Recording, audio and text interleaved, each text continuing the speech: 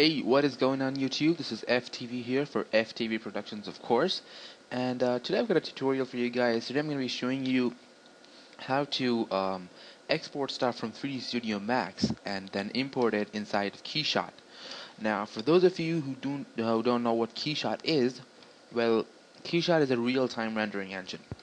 Well, what that means is if you import in a 3D model inside of the software, it's going to render it out in real time. That doesn't make any sense because, for example, if you are used to 3dsMAX and Cinema 4D or on any 3D program that you use, you probably know that rendering takes a lot of time. So, what a real-time rendering engine allows you to do is import your model inside of that engine and then render it out in real time. So, if you imported a 3D model in here, then you can actually rotate and interactively render it out.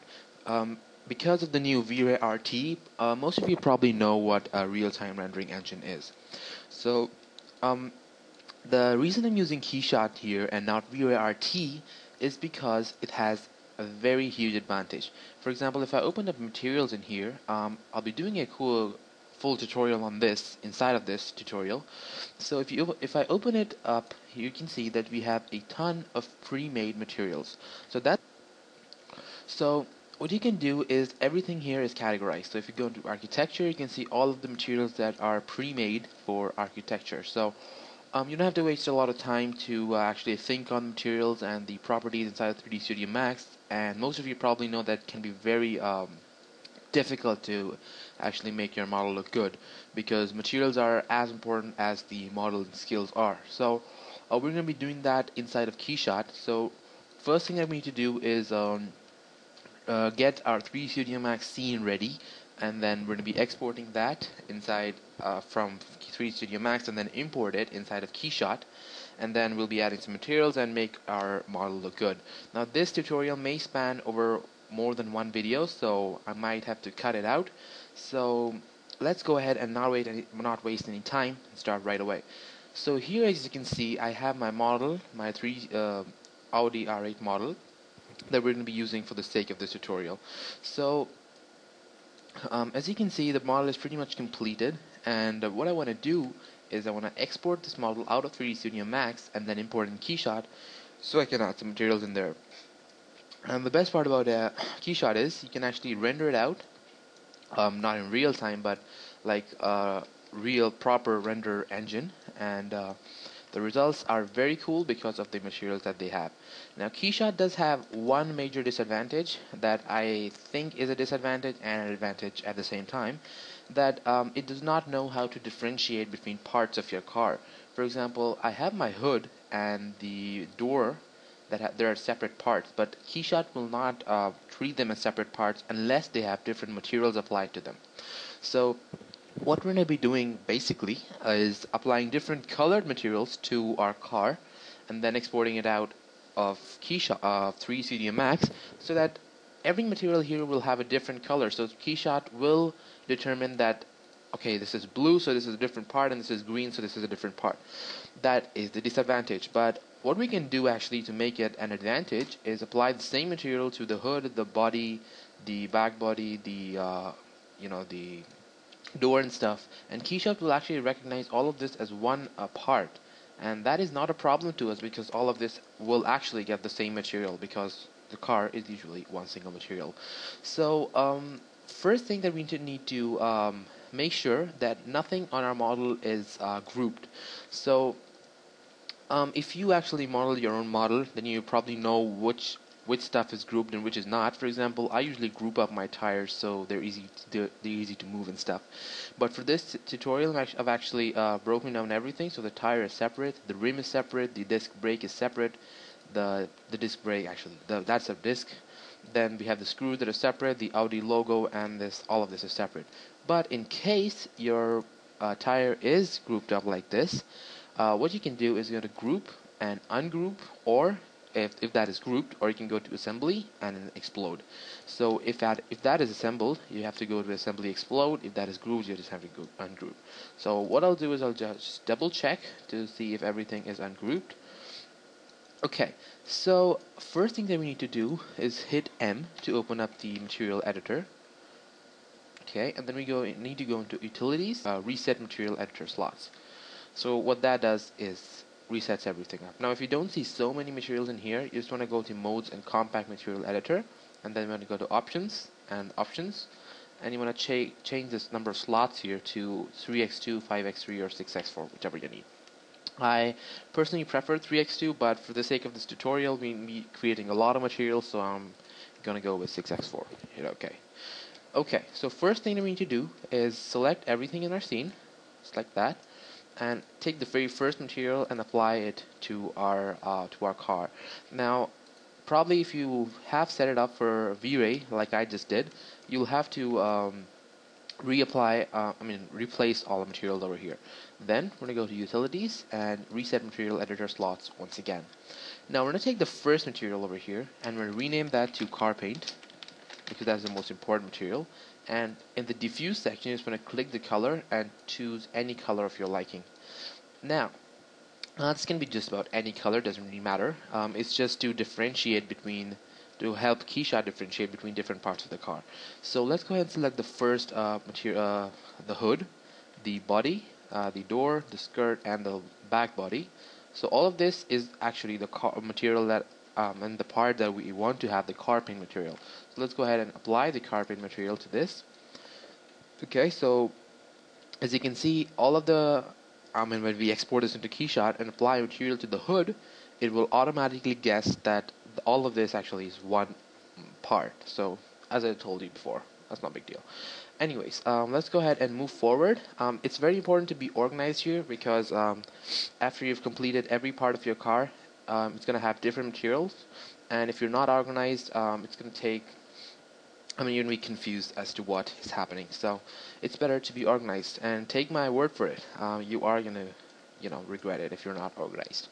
Anyways, let's go into second material and apply it. Let's say windows. Let's do the windows. You can do it in any order as you want. Basically, you want to apply different materials to different parts of your car, so that KeyShot can do it. So let's go ahead and select all of the windows.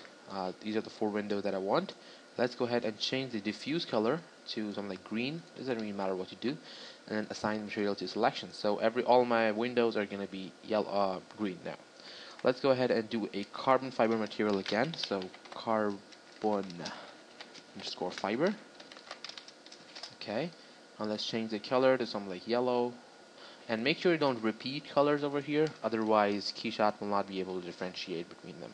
So I want the doorknob and this part to be made of carbon fiber, so let's go ahead and apply this material over here. Don't worry about the look of the car right now. This is just a temporary part.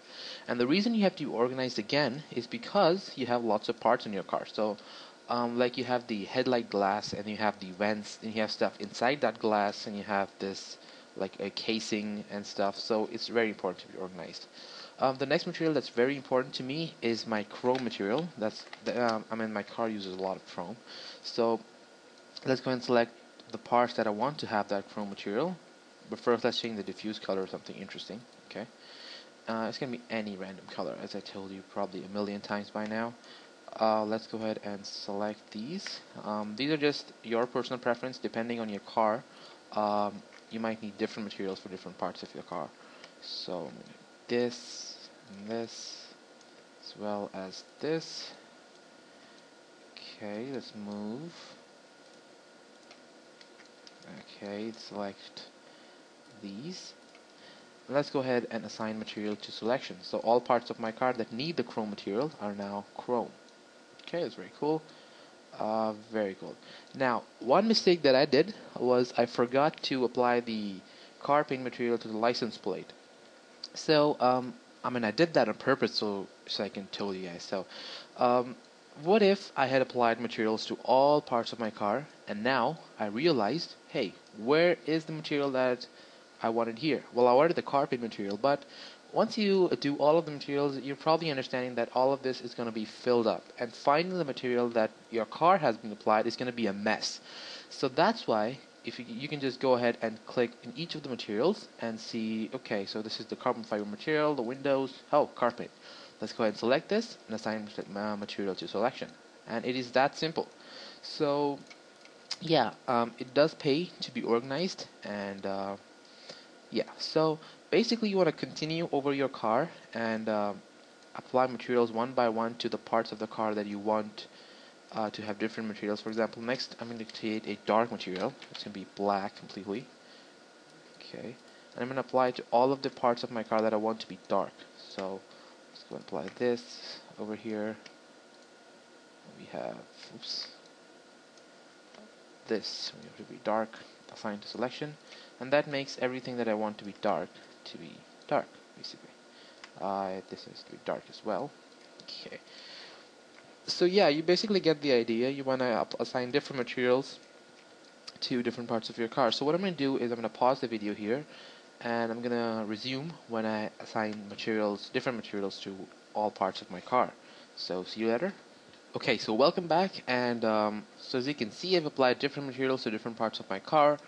And if I go in and hide the front glass from height selection, you can see that I have applied different materials to the inside as well. So I want this part to be a light and all of this to be light, so I have applied the same material to those. Then I want this indicator, and that's just a preference. You can use any color you want, but I personally prefer that. And then applied some material to the colors here. Now if you hit M, you can see that I used this many materials, and as you can see, not a single color is being repeated. I mean, this looks like it's repeating, but it's actually different. I couldn't think of anything new. So just make sure the RGB values are different, because even if you can't differentiate between colors, KeyShot can be. So then I've applied different materials to the tires, but all the tires have the same material, so that we don't have to do it individually inside of KeyShot. Alright, like that. And then if you go inside of the back glass, let's go ahead and hide the selection. You can see that we have different materials for different parts of here, and also for here. Okay. So now, as you can see, our car is ready to be exported out, but the tutorial is getting too long. So we're going to be doing that in the next part. I'll post the link in the description, and the link will be coming up now as well. So in the next part, we're actually going to be exporting this out of 3dsMAX and then importing it into KeyShot, so that we can add some materials over there. So hope you enjoyed this tutorial, and be sure to watch part 2, and that's where the fun begins, because if you look at the renders there, they are absolutely beautiful. So I'll see you then, and thanks for watching. Please comment, like, and subscribe.